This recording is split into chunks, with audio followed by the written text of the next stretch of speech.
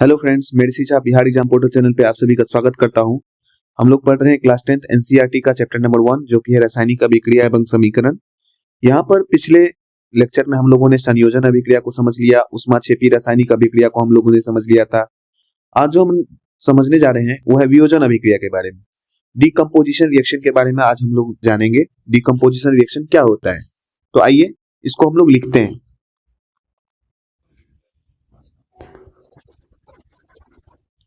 वियोजन अभिक्रिया,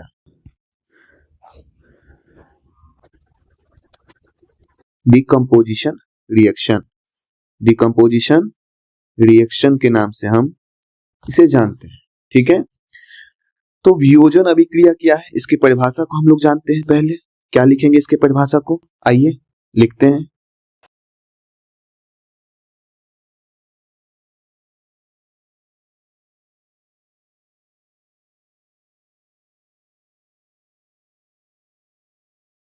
वह रासायनिक अभिक्रिया जिसमें एकल अभिकर्मक टूटकर दो या दो से अधिक नए उत्पाद का निर्माण करता है वियोजन अभिक्रिया कहलाते हैं। तो यहां तक कोई दिक्कत? अब देखिए, एकल अभिकर्मक टूटकर दो या दो से अधिक उत्पाद का निर्माण करते हैं। तो एकल अभिकर्मक, कुछ उदाहरण लेकर किसको हम आपको समझाते हैं। जैसे कि यहां पर हम ले लें आयरन सल्फेट, किसको ले लेते हैं, फेरस सल्फेट को ले लेते हैं, जिसे हम आयरन सल्फेट के नाम से भी जानते हैं। तो आयरन सल्फेट का जो सूत्र होता है FeSO4, आयरन सल्फेट का सॉलिड रूप ले लेते हैं। ठीक है, और जब इसको हम लोग क्या करते हैं, टेम्परेचर देते हैं, डेल्टा से लिखते हैं टेम्परेचर को, उष्मा अगर हम दे रहे हैं तो इसमें किसमें टूट जाता है, ये फेरिक ऑक्साइड में टूट जाता है, यानी आयरन 3 ऑक्साइड में ये टूट जाता है। तो Fe2O3, ठीक है, ये भी सॉलिड होता है, ये भी क्या होता है, सॉलिड होता है। फिर किस में टूट जाता है, SO2 में, ये गैस होता है, सल्फर डाइऑक्साइड में टूट जाता है, और सल्फर SO3 जिसे हम सल्फर ट्राइऑक्साइड कहते हैं। यानी यहां पर आप जान लो, ये जो FeSO4 को देख रहे हो, इसे हम लोग क्या कहते हैं, फेरस सल्फेट। क्या कहते हैं, फेरस सल्फेट, फेरस सल्फेट के नाम से हम लोग जानते हैं। ये जो होता है फेरिक ऑक्साइड होता है, क्या होता है, फेरिक ऑक्साइड, फेरिक ऑक्साइड के नाम से हम सभी जानते हैं। और आपने क्या इसकी परिभाषा को जाना, आपको बता दें, ये जो होता है ना हल्का हरा कलर का होता है, और ये जो होता है ना ये लाल कलर का हो जाता है। किस कलर का हो जाता है, ये लाल कलर का। कैसे कलर का हो जाता है, तो ये लाल कलर का हो जाता है। ठीक है, जब इसको हम लोग तापन देते हैं, हीट करते हैं, ठीक है, तो आपको यहाँ पे कोई दिक्कत नहीं हुआ होगा समझने में। तो यहाँ पे आप समझिए, इस बात को समझाते हैं। पहले इसको संतुलित कर लें, ये संतुलित नहीं है। तो यहाँ पे संतुलित क्यों नहीं है, क्योंकि यहाँ पर आप देख रहे हो Fe2 है, यहाँ 1 है, तो यहाँ अगर आप 2 लगा देते हो तो प्रायः क्या होता है, ये पूरे समीकरण ही संतुलित हो जाते हैं। ठीक है, तो अब एक बात को यहाँ पे आपने ध्यान दिया, वह रासायनिक अभिक्रिया जिसमें एकल अभिकर्मक टूटकर दो या दो से अधिक नए उत्पाद का निर्माण करता है वियोजन अभिक्रिया कहलाता है। यानी एकल अभिकर्मक टूट के दो या दो से अधिक उत्पाद का निर्माण कराता है ना, निर्माण करता है, तो क्या कहलाता है, वियोजन अभिक्रिया, जिसे डिकम्पोजिशन रिएक्शन कहते हैं। तो पहला उदाहरण आपने समझ लिया। चलिए एक और उदाहरण देकर के आपको हम समझाते हैं। जैसे कि आप सभी जानते हैं कैल्शियम कार्बोनेट, जिसे हम चूना पत्थर के नाम से जानते हैं, CaCO3, इसे हम लोग चूना पत्थर के नाम से जानते हैं। ये इसका सॉलिड रूप को जब हम कैल्शियम कार्बोनेट यानी चूना पत्थर को लेकर के जब इसे हम 800 डिग्री सेल्सियस, कितने डिग्री सेल्सियस, 800 डिग्री सेल्सियस पे इसको गर्म करते हैं, तो CaO में ये टूट जाता है, ये भी सॉलिड होता है, और इसमें से कार्बन डाइऑक्साइड गैस का निर्माण होता है। तो यहाँ पर भी आप ध्यान दीजिए, एकल अभिकर्मक टूटकर दो या दो से अधिक उत्पाद का निर्माण किया। ठीक है, और एक उदाहरण देकर के हमारे किताब में समझाया है। चलिए उसको हम लोग समझते हैं। कुछ एग्जाम्पल है, क्रियाकलाप है, जिसको हमारे एनसीईआरटी के बुक में समझाया है। चलिए देखते हैं। अगला क्रियाकलाप जो हमको समझा रहा है, क्या समझा रहा है, जैसे क्रियाकलाप 1.6 को आप देख रहे हैं। एक क्वथन नली में 2 ग्राम लेड नाइट्रेट का चुन लीजिए, चिमटे से क्वथन नली को पकड़कर ज्वाला के ऊपर रखकर इसे गर्म कीजिए, जैसा कि चित्र 1.5 में दिखाया गया है, जैसे कि 1.5 में दिखाया गया। ये जलता हुआ जो है बर्नर है ना, और यहाँ पे जो है जलते हुए बर्नर पे इस परख नली को जो है ले जाना है, और इसके अंदर क्या है, लेड नाइट्रेट है। इसके अंदर क्या है, lead nitrate. Lead nitrate colour कैसा होता है, श्वेत कलर का होता है। कैसा होता है, श्वेत, हल्का सा व्हाइट कलर का ये होता है, व्हाइट कलर का होता है ना। तो इस क्वथन नली में जो है ये रखा हुआ है, और यहां से कुछ बातें आपको देखने को मिलेगी। पहले इस रासायनिक अभिक्रिया को हम लोग समझते हैं, है ना। तो क्या कह रहा है, एक क्वथन नली में 2 ग्राम लेड नाइट्रेट चुन लीजिए, चिमटे से क्वथन नली को पकड़कर ज्वाला को ऊपर रखकर इसे गर्म कीजिए। दिखाया गया आप क्या देखा, है ना। यदि कोई परिवर्तन हुआ है तो उसे नोट कीजिए। तो आइए, बहुत ही इंटरेस्टिंग ये है, तो इसको हम लोग समझते हैं। जैसे कि क्या कह रहा है, लेड नाइट्रेट। तो लेड नाइट्रेट का सूत्र आप सभी को पता है, हम सभी जानते हैं, PbNO3 का होल ट्वाइस, है ना। ये सॉलिड होता है। जब इस लेड नाइट्रेट को हम क्या करेंगे, इस लेड नाइट्रेट को गर्म करेंगे, ठीक है। थोड़ा सा इसको हम नीचे ले आए, इस लेड नाइट्रेट को हम क्या करेंगे, गर्म करेंगे। तो क्या होगा, यहां पे ध्यान देना है, इसका हम और यह डेल्टा से तापन या उष्मा देते हैं, तो उसको हम लोग लिखते हैं। तो यहाँ पे लेड ऑक्साइड का निर्माण होगा। ये क्या है, प्रायः लेड नाइट्रेट है। क्या है, लेड नाइट्रेट, ये है लेड नाइट्रेट, ठीक है। जब इसको गर्म करते हैं तो क्या होता है, पहले ये लेड ऑक्साइड में बदल जाता है, PbO में बदल जाता है। ये भी सॉलिड होता है, ठीक है। और जब ये PbO में बदल जाता है, ये इसे क्या कहते हैं, लेड, PbO है तो लेड ऑक्साइड, लेड ऑक्साइड में ये बदल जाता है। साथ में ही क्या होता है, ये ऑक्सीजन गैस भी उत्पन्न करता है, और साथ में एक गैस और उत्पन्न होता है जिसका नाम है नाइट्रोजन, है ना। डाइऑक्साइड गैस जो है उत्पन्न होता है, नाइट्रोजन डाइऑक्साइड गैस जो है साथ में क्या होता है, उत्पन्न होता है, उत्सर्जित होता है, ठीक है। तो ये जो NO2 गैस है ना, जिसे हम नाइट्रोजन डाइऑक्साइड गैस कहते हैं, ये जो होता है ना, इसका कलर होता है, इसका कलर क्या हो जाता है, ये भूरे रंग का। कैसा कलर, तो हल्का सा भूरे कलर का, हल्का सा भूरे रंग का धुआं उठता है, ठीक है। क्या उठता है, भूरे रंग का धुआं, भूरे रंग का धुआं यहां से निकलते हुए, आपको यहां से निकलते हुए, जैसे कि इस चित्र में आप देख पा रहे हो, यहां से निकलती है, धुआं निकल रहा है ना, ये भूरे रंग का। ये जो भूरे, ये अभिक्रिया हुआ, इसका क्या मतलब ये जो अभिक्रिया घटित हुई है, इसका क्या संकेत है कि भैया ये अभिक्रिया हुआ है ना। इसका क्या होगा, कुछ तो होगा ना, परिवर्तन देखने को मिलेगा। तो परिवर्तन ये देखने को मिलेगा, जब लेड नाइट्रेट को हम लोग गर्म करेंगे तो ये लेड ऑक्साइड में बदल जाएगा, ऑक्सीजन गैस भी निकलेगा। लेकिन यह अभिक्रिया हुई कि नहीं हुई, इसके लिए आपको दिखने को मिलेगा भूरे रंग का धुआं। जब ये भूरे रंग का धुआं निकला, यानी ये नाइट्रोजन डाइऑक्साइड गैस का ये जो है धुआं है, नाइट्रोजन डाइऑक्साइड का इसमें से धुआं निकलता है। तो एग्जाम में पूछेगा आपसे कि लेड नाइट्रेट को जब हम गर्म करते हैं तो क्या होता है। तो लेड नाइट्रेट को गर्म हम करते हैं तो प्रायः लेड ऑक्साइड का निर्माण होता है, नाइट्रोजन डाइऑक्साइड का निर्माण होता है, ऑक्सीजन का निर्माण होता है। लेकिन इसमें से भूरे रंग का जो धुआं निकलता है, वो भूरे रंग का धुआं जो होता है प्रायः किसका होता है, नाइट्रोजन डाइऑक्साइड का होता है, ठीक है। नाइट्रोजन डाइऑक्साइड का भूरे रंग का धुआं निकलते हुए हमको दिखाई देता है।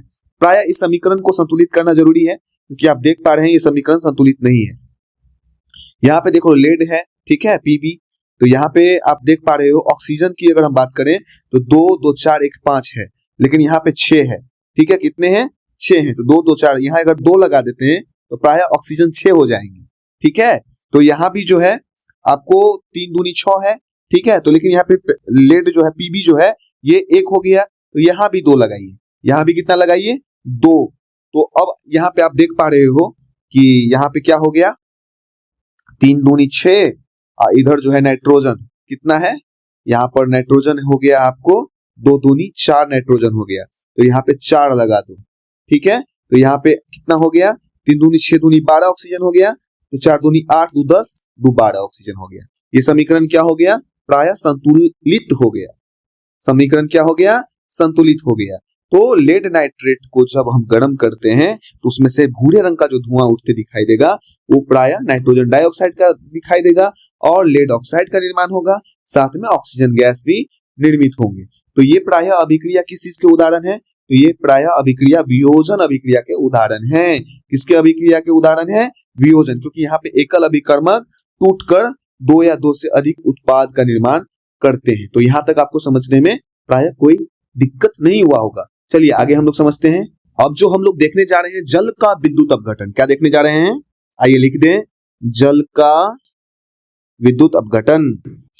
ये जो जल का विद्युत अपघटन है ये कैसे होगा? इसके लिए कुछ क्रियाकलाप 1.7 को, ये जो क्रियाकलाप हमारे एनसीईआरटी में दिया है जल का विद्युत अपघटन, इसके लिए हम क्या करेंगे? पहले एक प्लास्टिक का मग लेंगे, है ना। यहाँ पे चलिए मग का एक डायग्राम को बनाते हैं। एक मग लिया, अब इस मग के बेस में, इस मग के बेस में क्या करेंगे? 2 होल कर देंगे, ठीक है। ये 2 होल किया। अब इसमें क्या करेंगे? 2 रबड़ के प्लास्टिक के डॉट को लगा देंगे, रबड़ के डॉट को लगा देंगे, ठीक है। रबड़ के 2 डॉट को लगाया और इस पे क्या करेंगे? 2 इलेक्ट्रोड के छड़ को हम सेट कर देंगे और इसके ऊपर क्या करेंगे? टेस्ट ट्यूब को लगा देंगे। इसके ऊपर क्या करेंगे? 2 टेस्ट ट्यूब को लगा देंगे। टेस्ट ट्यूब को लगा दिए। अब हम क्या करेंगे? हमको प्रायः इलेक्ट्रिसिटी का सप्लाई करना है, विद्युत धारा का प्रवाह करना है, क्योंकि हमको तोड़ना है जल को। तो पहले हम इसके अंदर जल को भर देते हैं। इसके अंदर क्या कर देते हैं? जल को भर देते हैं। जल को भर दिए। अब क्या करेंगे? इलेक्ट्रिक करंट, विद्युत धारा का प्रवाह करना है। इसके लिए हम क्या करेंगे? 6 वोल्ट के एक बैटरी से 6 वोल्ट के एक बैटरी से 6 वोल्ट का ये क्या है? एक बैटरी है। 6 वोल्ट का ये बैटरी है। इस बैटरी में क्या होता है? आप सभी जानते हैं, एक धन ध्रुव होता है, एक ऋण ध्रुव होता है। एक धनात्मक सिरा होता है, एक ऋणात्मक सिरा होता है।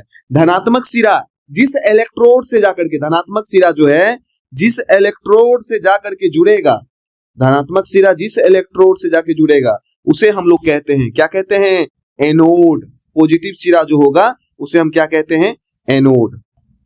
याद रखें, वो सिरा क्या कहलाएगा? एनोड। और ऋणात्मक सिरा जिससे जाकर के जुड़ेगा, ऋणात्मक सिरा जिस इलेक्ट्रोड से जाके जुड़ेगा उसे हम कहते हैं कैथोड। क्या कहते हैं? Positive is anode, negative is cathode. तो यहां तक आपको कोई दिक्कत नहीं हुआ होगा समझने में, आसानी से आप समझ गए होंगे, ठीक है। अब देखिए, क्या विद्युत धारा का प्रवाह यहां पर होगा? क्या होगा?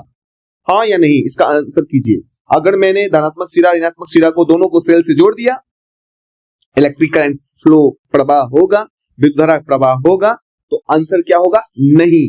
क्या आंसर होगा? नहीं, नहीं होगा। नहीं होगा तो क्यों नहीं होगा? क्योंकि हम सभी जानते हैं शुद्ध जल जो होते हैं ना, वो विद्युत धारा का चालन नहीं करते, क्योंकि उसके अंदर मुक्त आवेश, मुक्त आयन नहीं होते हैं। मुक्त आवेश नहीं होते हैं, मुक्त आयन नहीं होते हैं, क्योंकि हम सभी जानते हैं विद्युत धारा प्रवाह करने के लिए मुक्त आवेश का होना जरूरी है, मुक्त इलेक्ट्रॉन का होना जरूरी है, मुक्त आयन का जरूरी है। लेकिन इस जल के अंदर कोई मुक्त आयन ऐसा नहीं है, तो हम क्या करते हैं? इसमें तनु सल्फ्यूरिक अम्ल के कुछ दाने, मतलब कुछ बूंद को गिरा देते हैं, H2SO4, तनु सल्फ्यूरिक अम्ल को, क्योंकि हाइड्रोजन, ये जो H2 है प्लस में टूट जाता है, SO4 माइनस में टूटता है। और जब ये प्लस और माइनस में टूटता है तो प्रायः अब इलेक्ट्रिसिटी, इलेक्ट्रिक करंट का प्रवाह होगा। और ये जो H2SO4 है ना, हम सभी जानते हैं, यहां पे हम आपको लिख दें, अम्ल जो होता है ना, अम्ल क्या करता है?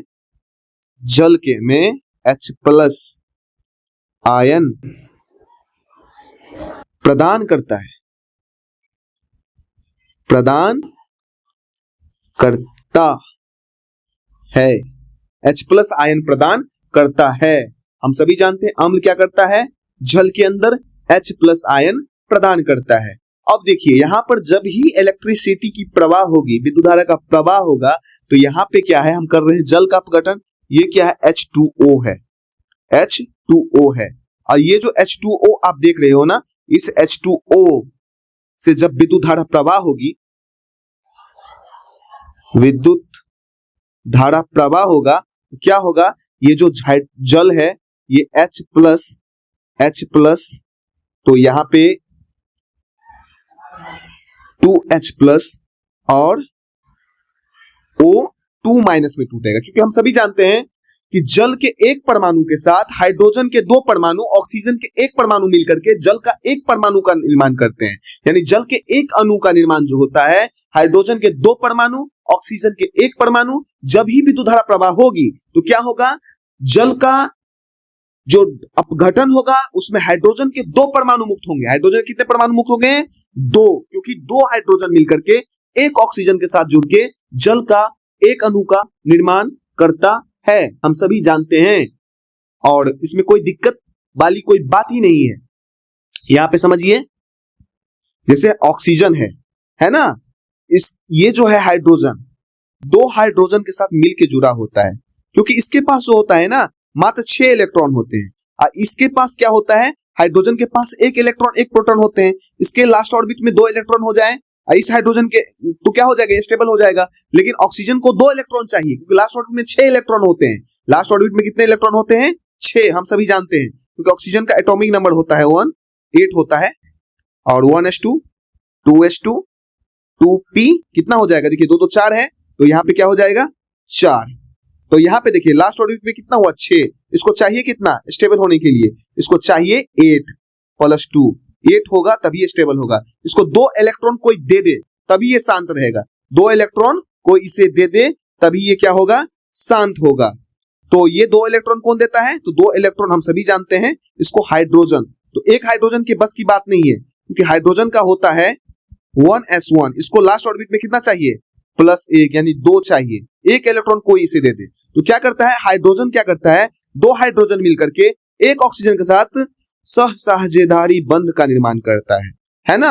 ये बंध जो होता है ना, जब विद्युत अपघटन के द्वारा तोड़ा जाता है तो क्या होता है, एक ऑक्सीजन के साथ 2 हाइड्रोजन जुड़ा है, तो यहाँ पे 2 हाइड्रोजन मुक्त होते हैं, 1 ऑक्सीजन मुक्त होता है। यानी यहाँ पे क्या देखने को मिलता है, अब आपको हम दिखाते हैं। देखिए अब एनोड पे क्या होता है, देखिए यहाँ पे क्या है, हाइड्रोजन है तो 2 हाइड्रोजन मुक्त हुआ, तो हाइड्रोजन का जो है 1 इलेक्ट्रॉन लेके भाग गया ऑक्सीजन, क्योंकि ऑक्सीजन के पास था 8 इलेक्ट्रॉन, अब 2 हाइड्रोजन का ले लिया तो हो गया इसके पास 10 इलेक्ट्रॉन। तो भैया इलेक्ट्रॉन ज्यादा हो गया, यानी -2 ज्यादा हो गया, क्योंकि 2 इलेक्ट्रॉन 2 हाइड्रोजन का लेके भागा तो इसके पास 2 इलेक्ट्रॉन ज्यादा हो गए, तो इलेक्ट्रॉन -4 ज्यादा हो गया। तो -4 अगर हाइड्रोजन के पास ज्यादा हो गया, ये हाइड्रोजन के पास ज्यादा हो, मतलब ये ऑक्सीजन के पास -4 ज्यादा हो गया, सॉरी ये ऑक्सीजन के पास क्या 4 ज्यादा हो गया, तो -2 ज्यादा हो गया, तो -2 इलेक्ट्रॉन ज्यादा हो गया। तो क्या होगा, तो -2 इलेक्ट्रॉन जो है कहां जाएगा, तो ये जो है इसको धनात्मक चाहिए, इसको 2 इलेक्ट्रॉन कोई दे दे, मतलब 2 प्रोटॉन कोई दे दे, पॉजिटिव दे दे। तो ये जो -2 है ये चला जाता है कहां पर, यहां पर एनोड के पास। कहां पर चला जाता है, एनोड के पास।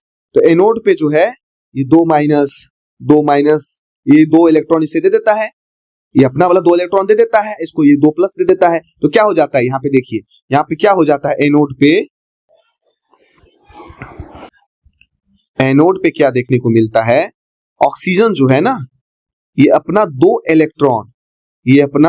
इलेक्ट्रॉन जा करके एनोड पे दे देता है। किस पे दे देता है, एनोड को दे देता है, और ये दे करके अब हो गया ये फ्री, अब बन जाता है ऑक्सीजन, सिंगल बच गया। लेकिन यहाँ पे क्या होता है, बहुत सारे ऑक्सीजन है ना, यहाँ पे बहुत सारे ऑक्सीजन पहुंचते हैं, O2 O2 O2 O2, क्योंकि जल का हर एक अणु टूटते जाता है, O2 O2, ये O2 O2 मिलकर क्या करता है, एक O फ्री हुआ, फिर दूसरा O फ्री हुआ, तो O मिलकर के आपस में बंध बना करके O2 ऑक्सीजन गैस का निर्माण कर लेते हैं, ऑक्सीजन गैस का निर्माण कर लेते हैं। कहां पे ऑक्सीजन गैस का निर्माण कर लेते हैं, तो एनोड पे क्या होता है, ऑक्सीजन गैस बन जाता है। ठीक है, इसी तरह कैथोड की अगर बात करें, कैथोड पे क्या होगा, कैथोड के पास चार्ज होता है माइनस, कैथोड के पास चार्ज क्या होता है, माइनस। हाइड्रोजन के पास प्लस ज्यादा है, हाइड्रोजन के पास क्या है, प्लस ज्यादा है, तो इसको स्टेबल होने के लिए क्या होगा, ये अपना वाला प्लस दे दे, मतलब ये जिसके पास प्लस ज्यादा है इसको कोई माइनस दे दे, इसको कोई माइनस दे दे।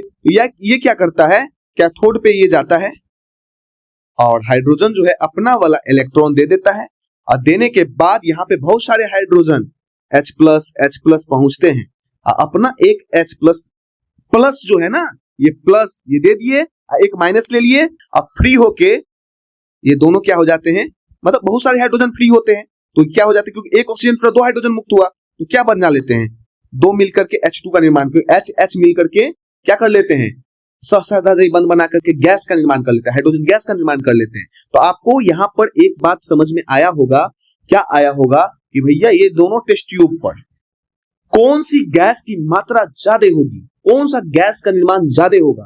तो इस दोनों टेस्ट ट्यूब के ऊपर यानी एनोड कैथोड पर, पहली बात एनोड पे कौन सा गैस जाएगा, तो एनोड पे चार्ज है प्लस, तो माइनस है ऑक्सीजन के पास, तो ये यहाँ पे ऑक्सीजन गैस जाएगा, और हाइड्रोजन जो है प्रायः उसके पास चार्ज है प्लस, हाइड्रोजन के पास चार्ज क्या है, प्लस है ना, हाइड्रोजन के पास चार्ज क्या है, प्लस है। ठीक है, तो ये कहां जाकर के जमा हो जाएगा, ये जाकर के जमा हो जाएगा किसके पास, तो हम सभी जानते हैं ये जाकर के जमा हो जाएगा इसके पास, कैथोड के पास। ठीक है, कैथोड के पास जब ये जाकर के जमा हो जाता है, क्या होता है, यहां पर ये एक इलेक्ट्रॉन ले लिया है ना, माइनस एक इलेक्ट्रॉन ले लिया, अब बन गया H2।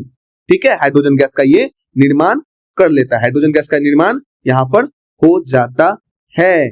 H plus H plus H plus, एक एक प्लस जो है यहाँ पे माइनस ले लिया, यहाँ पे प्लस दे दिया, और ये माइनस लेकर के क्या होते हैं, जुड़ के क्या हो जाते हैं, ये H हो जाते हैं, हाइड्रोजन बन जाते हैं। हाइड्रोजन बहुत सारे हाइड्रोजन मिलकर के हाइड्रोजन गैस का निर्माण कर लेते हैं। इस तरह विद्युत धारा का भी प्रवाह होता है, इस तरह जो है यहाँ पर जल का अपघटन होता है। और दोनों गैस की अगर तुलना करें तो यहाँ पे सबसे ज्यादा गैस कौन सा बनेगा, हाइड्रोजन गैस बनेगा, क्योंकि जल का एक अणु टूटेगा तो हाइड्रोजन का दो जो है परमाणु मुक्त होगा, ऑक्सीजन का एक होगा, तो दोगुना गैस निर्माण होगा।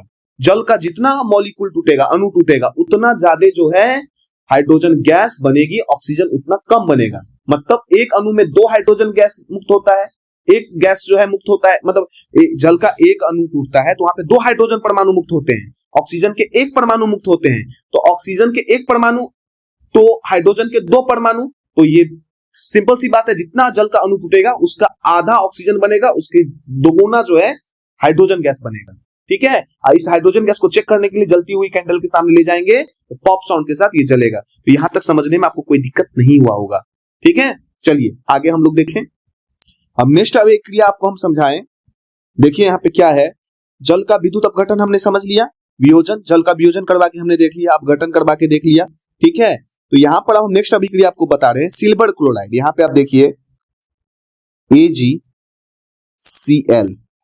सिल्वर क्लोराइड है ना, ये सॉलिड फॉर्म होता है, इसे कहते हैं हम, क्या कहते हैं, सिल्वर क्लोराइड। इसका रंग होता है सफेद, इसका रंग कैसा होता है, ये सफेद रंग का होता है। ठीक है, इस सिल्वर क्लोराइड को जब हम सूर्य के प्रकाश में रख देते हैं तो क्या होता है, ये टूट जाता है और क्या बनता है, Ag। यहां पे क्या था, सफेद कलर का था, ये हो जाता है धूसर कलर का, क्या हो जाता है, धूसर। और इसमें से क्लोरीन गैस क्या हो जाती है, बाहर निकल जाती है, क्लोरीन क्या हो जाती है, बाहर निकल जाता है। ठीक है, इसी प्रकार आपको बता दें, Ag जो होता है जिसे हम अर्जेंटम या चांदी, सिल्वर कहते हैं, है ना। और यहां पर आपको हम बता दें, क्या बता दें, नेक्स्ट अभिक्रिया को देखिए, AgBr, इसी तरह AgBr को हम लेते हैं, तो AgBr को क्या कहते हैं, सिल्वर ब्रोमाइड, क्या कहते हैं, हम सभी जानते हैं। प्राय ये समीकरण जो है संतुलित नहीं है, क्योंकि यहाँ पे Cl2 था, है ना, तो यहाँ पे जो है Cl1 है, लेकिन यहाँ Cl2 बन के निकला है, तो यहाँ पर आप 2 लगा दो और प्राय यहाँ पे 2 सिल्वर हो जाए, क्योंकि यहाँ भी 2 सिल्वर 2 क्लोरीन हो गया। ठीक है, ये संतुलित हो गया। तो ये भी जो होता है ये सॉलिड रूप में होता है, AgBr, सिल्वर ब्रोमाइड, क्या कहते हैं इसे, ये जो सिल्वर ब्रोमाइड होता है क्या होता है,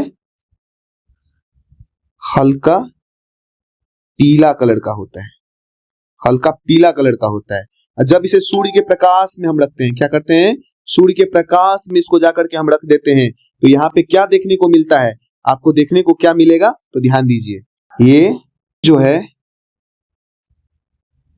सिल्वर में टूटेगा और इसका भी कलर क्या हो जाएगा, धूसर, क्या हो जाता है, ये धूसर कलर का हो जाता है। और यही जो धूसर कलर का होता है ना, इसका इसमें से फिर क्या निकल जाता है, Br2, ब्रोमीन गैस जो है, ये है ब्रोमीन, क्या है, ब्रोमीन, ये बाहर निकल जाता है, ब्रोमीन क्या हो जाता है, बाहर निकल जाता है। तो इसका प्रयोग जो प्राय होता है श्वेत श्याम फोटोग्राफी में किया जाता है, श्याम श्वेत फोटोग्राफी में इसका उपयोग किया जाता है ना। और यहाँ पे आप सभी जानते हैं, क्या जानते हैं कि सूर्य के प्रकाश के द्वारा जो है इसका क्या करवाया गया, वियोजन अपघटन करवाया गया। ठीक है, क्या करवाया गया, अपघटन वियोजन करवाया गया। यहाँ पे एकल अभिकर्मक टूटकर 2 या 2 से अधिक उत्पाद बनाए हैं, यहाँ भी एकल अभिकर्मक टूटकर 2 या 2 से अधिक उत्पाद बनाए हैं। ठीक है, तो प्रायः ये सारी बातें को आपने अच्छे ढंग से समझ पाया होगा। तो एक बार हम देख लें क्या सब आज हमने पढ़ा है। तो यहाँ पे हमने पढ़ा है वियोजन अभिक्रिया को, वह रासायनिक अभिक्रिया जिसमें एकल अभिकर्मक टूटकर 2 या 2 से नए उत्पाद का निर्माण करते हैं, वियोजन अभिक्रिया कहलाते हैं। फिर हमने इस तरह से फेरस सल्फेट, जिसका कलर जो है फेरिक ऑक्साइड रेड कलर का हो गया है ना, ये हरा होता है, ये रेड में बदल गया। सल्फर डाइऑक्साइड ट्राइऑक्साइड में टूटा। इसी तरह कैल्शियम कार्बोनेट को करवा के देखा। फिर एक प्रयोग को हमने देखा जिसमें जो है लेड नाइट्रेट को जो है जब हमने उष्मा ताप दिया तो लेड ऑक्साइड का निर्माण हुआ, साथ में इसका में से नाइट्रोजन डाइऑक्साइड का भूरे रंग का धुआं निकला। ठीक है, इसी तरह जल का विद्युत अपघटन करवाया।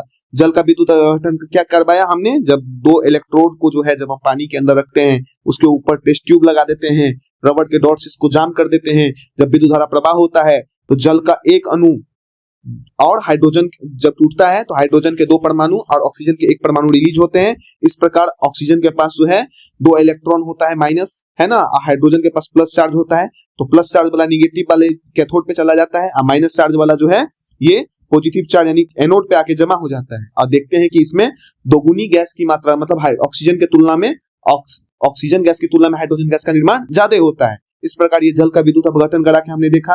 फिर जो है सूर्य के प्रकाश के द्वारा विद्युत अपघटन, मतलब ये जो वियोजन अभिक्रिया हुआ जिसमें Ag और Cl2 का निर्माण हुआ, है ना, AgBr का देखा।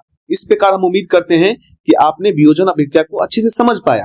तो चलिए फिर नेक्स्ट क्लास में, है ना, नेक्स्ट लेक्चर में हम लोग देखेंगे विस्थापन अभिक्रिया को, समझेंगे अच्छे तरीका से समझेंगे। अगर बिहार एग्जाम पोर्टल चैनल को आपने सब्सक्राइब नहीं किया तो जरूर सब्सक्राइब करें। फिर मिलते हैं नेक्स्ट वीडियो में, तब तक के लिए धन्यवाद।